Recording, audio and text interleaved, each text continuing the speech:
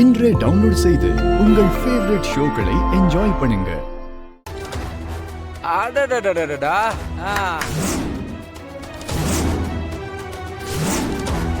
இது என்னடா ஆச்சரியம், வராதவங்க எல்லாம் வீட்டுக்கு வந்திருக்கீங்க.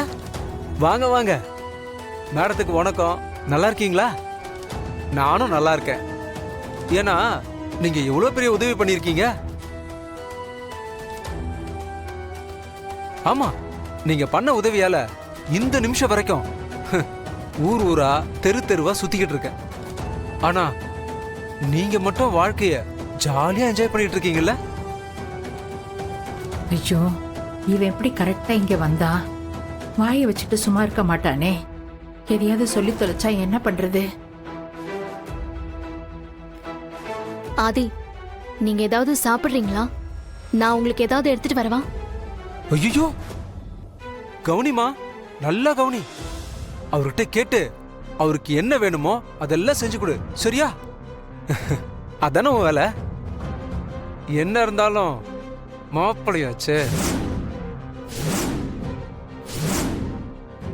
இந்த மாதிரி மாப்பிள்ளை கிடைக்கிறதுலாம் சும்மாவா அம்மா? இல்லம்மா.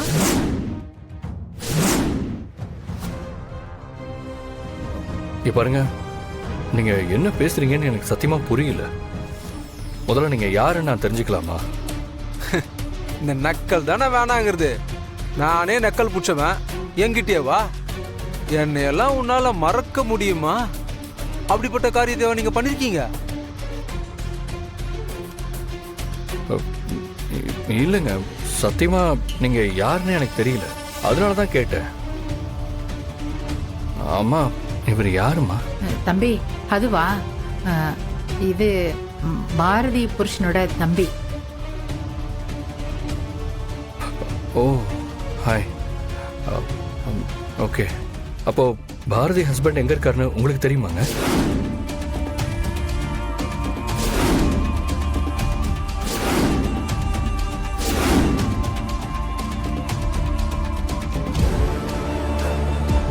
பாரதி புருஷனா?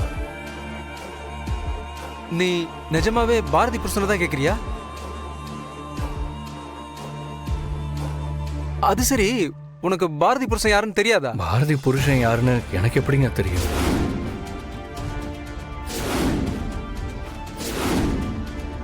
சரி, உங்க பேர் என்ன? டிஸ்ட் மேல டிஸ்டா இருக்கே. பேரை தெரியாதுன்னு சொல்றான், புதுசு புதுசா வர கேக்குறான். இவங்க ரெண்டு பேரும் அவன் கேக்குறது இவங்களுக்கு தெரியாத மாதிரியே என்கிட்ட நடந்துக்கிறாங்க. என்ன விஷயமா இருக்கும்? என்னமோ இடிக்குதே, ஆனா என்னன்னு தான் தெரியல.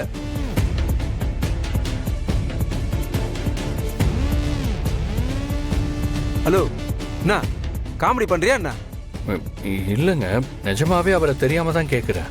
அவர் எங்க இருக்காருன்னு தெரியுமா? ஆக்சுவலி அவரை நான் பார்க்கணும், பேசணும். அவரை பத்தி கொஞ்சம் சொன்னீங்கன்னா எனக்கு கொஞ்சம் ஹெல்ப்ஃபுல்லா இருக்கும்.